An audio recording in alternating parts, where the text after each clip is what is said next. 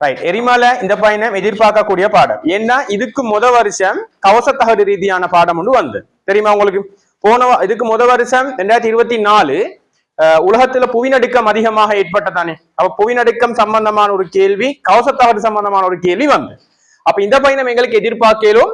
அதாவது உங்களுக்கு தெரியும் ஜியோகிராபி பேப்பர்ல அகவிசையில் ஒரு கேள்வி, புறவிசையில் ஒரு கேள்வி கட்டாயம் வரணும். இந்த வருஷம் சில வருஷம் வராமீந்திக்கு, ஆனா அகவிசை எந்த வருஷமே வந்தீங்க கேள்வி. அப்ப இந்த வருஷம் அகவிசையில எங்களுக்கு எதிர்பார்க்கலும் விலகினா, அதாவது எரிமலை. ஆனா இந்த வருஷம் புவிநடுக்கமும் ஏற்பட்டனா, எரிமலையும் ஏற்பட்ட, அதே மாதிரி புவிநடுக்கமும் அதிகமாக ஏற்பட்ட.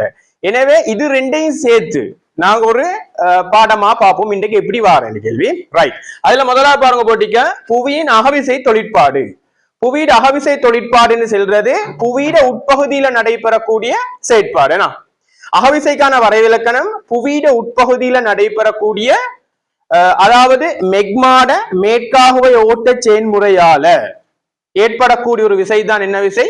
அகவிசை செயற்பாடு. அப்ப நீங்க எக்ஸாமுக்கு அகவிசை எழுதுகொள்ள சில பிள்ளைகள் 2 மாசம் கேட்கும் தானே அகவிசை என்றால் என்ன என்று. அப்ப நீங்க ஆன்சர் பண்ற புவியிட உட்பகுதியில நடைபெறக்கூடிய செயற்பாடு அகவிசை என்று, அது போதா? அப்ப அதுக்கு 1 மார்க்ஸ் தான். 2 மார்க்ஸ் நீங்க முக்கியமா இதை மென்ஷன் பண்ணணும். புவியிட உட்பகுதியில நடைபெறக்கூடிய, அதாவது புவியிட உட்பகுதியில காணப்படக்கூடிய கோளவாகத்தில் இருக்கிற மெக்மாட மேற்காக ஓட்ட செயன்முறையினால தான் அகவிசை ஒன்று என்ன செய்யற? தொழிற்படுகிற. இத அகவிசை ஒன்று தொழிற்பட்டா புவியிட மேற்பரப்புல நிறைய நில உருவங்கள் உருவாகும், இல்லாட்டி அனர்த்தங்கள் என்ன செய்யும்? ஏற்படும். அப்ப அகவிசையால் ஏற்படக்கூடிய செயற்பாடுகள் என்ன? அப்ப அதுல ஒன்று எரிமலை வெடிப்பு, 2வது புவி அசைவு, 3வது கவசத்தாடுகள செயற்பாடு, 4வது புவிநடுக்கம், அடுத்தது சுனாமி போன்ற அனர்த்தங்கள் அகவிசையால் என்ன செய்யற? ஏற்படக்கூடியதாக காணப்படுகிற. அதாவது இன்னும் உங்களுக்கு லேசா செல்றேன்டா 2ஆம் வகையான நில உருவங்கள் என்ன செய்யறதுல ஏற்படக்கூடியதாக காணப்படுகிற. அப்ப அதுல உண்டு அகவிசைட தொழிற்பாடு. ரைட்.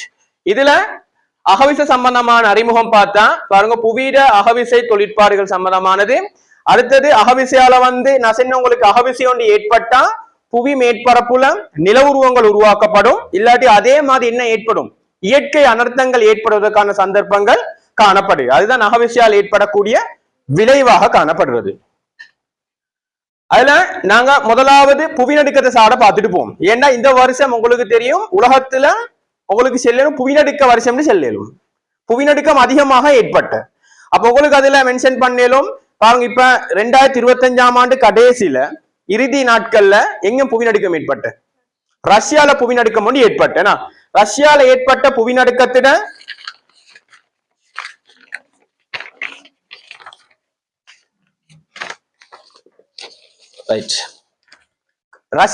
அதாவது உலகத்துல இறுதி நாட்கள்ல ஏற்பட்ட முக்கியமான ஒரு அனர்த்தம் தானே புவிநடுக்கம். அதாவது புவிநடுக்கம் ரஷ்யால இறுதியில ஏற்பட்ட புவிநடுக்கம் 2025ஆம் ஆண்டு ஏற்பட்ட. எத்தனை ரிக்டர் அளவு திட்டம்? 8.7 அளவான ரிக்டர் அளவு திட்டத்துல புவிநடுக்கம் ஏற்பட்ட. அதே மாதிரி அதுக்கு முதல் 2023ஆம் ஆண்டுகள்ல மொரோக்கோல புவிநடுக்கம் ஏற்பட்ட, உங்களுக்கு தெரியும். அதே மாதிரி துருக்கியில புவிநடுக்கம் ஏற்பட்ட. இப்படியாப்பட்ட நாடுகள் அதிகமான புவிநடுக்கங்கள் ஏற்பட்டதானே. அப்ப புவிநடுக்கம் சம்பந்தமான முழுமையான விஷயத்தை எங்களுக்கு பார்க்கலும். அதுல பாருங்க, நாங்க பார்க்கணும் புவிநடுக்கம் என்றால் என்ன, புவிநடுக்கம் ஒன்று ஏற்படுவதற்கு என்னத்தையும் காரணம், புவிநடுக்கம் ஒன்று எப்படியே ஏற்படுற. சரியா? ரைட். பாருங்க, அப்ப புவிநடுக்கம் ஒன்று எப்படியே ஏற்படுறேன்டா நான் இன்னைக்கு மென்ஷன் பண்ணி காட்டுறேன் உங்களுக்கு. அதாவது இப்ப புவியிட உட்பகுதியில நல்லா பார்க்கணும். அதாவது மெக்மா காணப்படுறதானே. மெக்மாட வெப்பநிலை எவ்வளவு? 6000 பாகை செல்சியஸ். அப்ப இந்த மெக்மா வெளியேக்கு வந்தா, மெக்மா புவியிட மேற்பரப்பை தாண்டி வெளியேக்கு வந்தா அது என்ன? அது எரிமலை. சில புள்ளில் எரிமலைக்கும் புவிநடுக்கத்துக்கும் ஒரே வரைவிலக்கணம். பில புவி உட்பகுதியில காணப்படக்கூடிய மெக்மா புவி மேற்பரப்பை தாண்டி வெளியே வந்து அதுக்கு பேர் என்ன? எரிமலை வெடிப்பு. புவிநடுக்கம் சொல்ற என்னப்ப? புவிநடுக்கம் சொல்ற என்னன்னா புவியின் உட்பகுதியில காணப்படக்கூடிய மெக்மாட வெப்ப சக்தி என்ன வர? மெக்மாட பிரஷர். மெக்மாட வெப்ப சக்தி மேற்காக ஓட்டம் மூலம் மேலக்கு கடத்தப்படுகிற.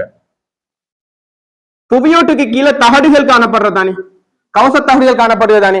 அப்ப இந்த கவசத்தகடு என்ன செய்யறேன்டா அதுக்கு செயற்பாடுகள் இருக்கிறனா, விலகுறது, ஒருங்குறது, நிலை மாறுறது. இந்த கவசத்தகடு செயற்பாடுகளின் போது இந்த தகடு என்ன செய்யற? உடைவுக்கு உட்படுகிற.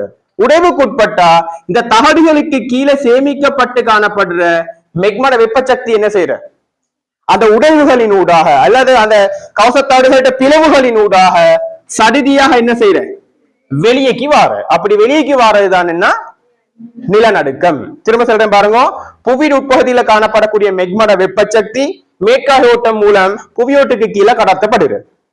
புவி தகடுகள செயற்பாடின் போது ஏற்படுற இடைவெளி அல்லது பிளவு அல்லது வெடிப்புகளின் ஊடாக மெக்மட வெப்பசக்தி என்ன செய்யற சடிதியாக என்ன செய்யற வெளியேக்கு வார. அப்படி வெளியேக்கு வாரது தான் என்ன நிலநடுக்கம் அல்லது புவிநடுக்கம் செல்றது.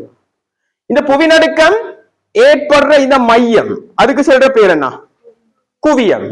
குவி மையம் அல்லது குவியம். இந்த குவி மையத்துக்கு நேரா புவி மேற்பரப்புல காணப்படக்கூடிய இடம் அதுக்கு சொல்ற பேர் என்ன மேன் மையம். இதுவும் பார்ட் 1க்கு அடிக்கடி வந்துட்டு போற குவி மையம்டா என்ன மேன் மையம்டா என்ன. புவிநடுக்கம் வரக்கூடிய இடம் அதுதான் என்ன குவி மையம். குவி மையத்திலிருந்து புவி மேற்பரப்புக்கு நேரான இடம் அதுக்கு சொல்ற பேர் என்ன மேன் மையம். அதையும் நீங்க நல்லா மென்ஷன் பண்ணி வச்சுக்கணும். ரைட். அடுத்தது புவிநடுக்க வளையங்கள். இது கட்டாயம் தேவை எக்ஸாமுக்கு. புவிநடுக்கம் வரக்கூடிய வளையங்கள் என்னென்ன வளையம் வரும்? பசிபிக் மோதிர வளையம், மத்திய தரைக்கடல் இமாலய வளையம், மத்திய அத்திலாந்திக் சமுத்திர வளையம், ஆப்பிரிக்க பிளவு பள்ளத்தாக்கு வளையம். Very good.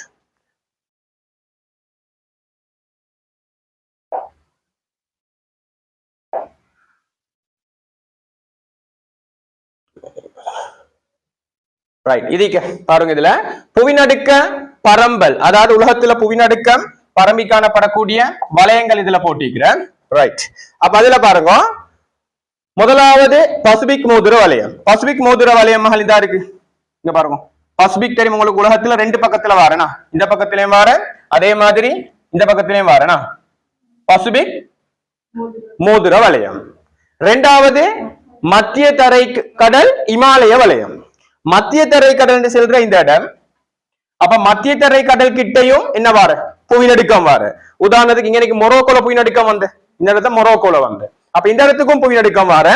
அதே மாதிரி இந்தியா இந்த இமாலய பகுதி இமயமலையோட அடிவாரம் அந்த இடத்துல என்ன வார புவிநடுக்கம் வார. அப்ப நீங்க அதை வரைய வந்தா மத்திய தரை கடல் இமாலய வளையம் இன்னும் எப்படி சேர்த்து வரையணுமா. ரைட். அடுத்தது மத்திய அத்திலாந்திக் சமுத்திர வளையம். இது அத்திலாந்திக் சமுத்திரம். அத்திலாந்திக் சமுத்திரத்துல காணப்படக்கூடிய இந்த வளையம் இங்கனைக்கும் புவிநடுக்கம் வார வளையம். அடுத்தது ஆப்பிரிக்கட பிளவு பள்ளத்தாக்கு வளையம். இந்த இருக்கு ஆப்பிரிக்கட பிளவு பள்ளத்தாக்கு வளையம். அப்ப உலகத்துல புவிநடுக்கம் வரக்கூடிய வளையங்கள் நல்லா பார்த்துக்கணும். ஒன்று என்ன வர பசிபிக் மோதிர வளையம், இரண்டாவது மத்திய தரைக்கடல் வளையம், மூணாவது அத்திலாந்திக் சமுத்திர வளையம், நாலாவது ஆப்பிரிக்கட பிளவு பள்ளத்தாக்கு வளையம். விளங்கினா இதுல அதிகமா புவிநடுக்கம் வார பசிபிக் மோதிர வளையம். பசிபிக் வளையத்துல தான் உலகத்துல அதிகமா என்ன வார புவிநடுக்கம் வரக்கூடிய இடங்களாக காணப்படுது. இதை நீங்க நல்லா பார்த்துக்கணும்.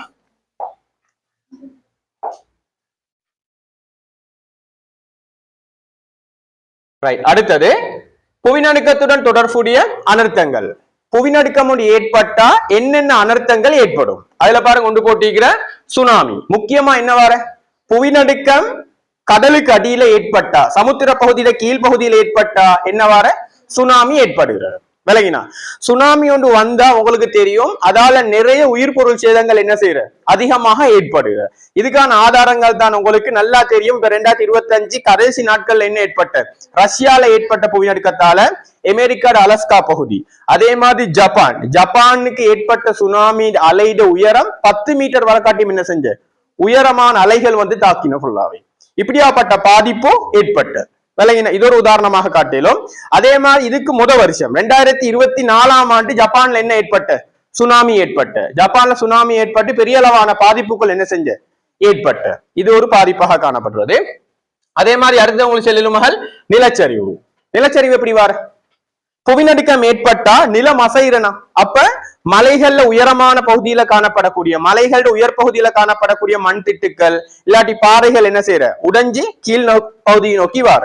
அப்ப அங்கனைக்கு என்ன ஏற்படுது நிலச்சரிவு ஏற்படக்கூடிய சந்தர்ப்பம் இருக்கிறது. இதுக்கும் உங்களுக்கு உதாரணம் ஜப்பான காட்டிக்கொள்ளும். ஏண்டா மகன் இப்படி இப்ப உதாரணத்துக்கு பாருங்க, ஜப்பான் செல்ற மலைகளால் உருவான ஒரு பிரதேசம் தானே அப்ப புயநடுக்கம் வரும்போது அந்த மலைகள் அதிகம் எதுக்கு உட்படுகிற நிலச்சரிவுக்கு உட்படக்கூடிய இடங்களாக காணப்படுக. அதே மாதிரி இன்னமொன்று செல்லும் உங்களுக்கு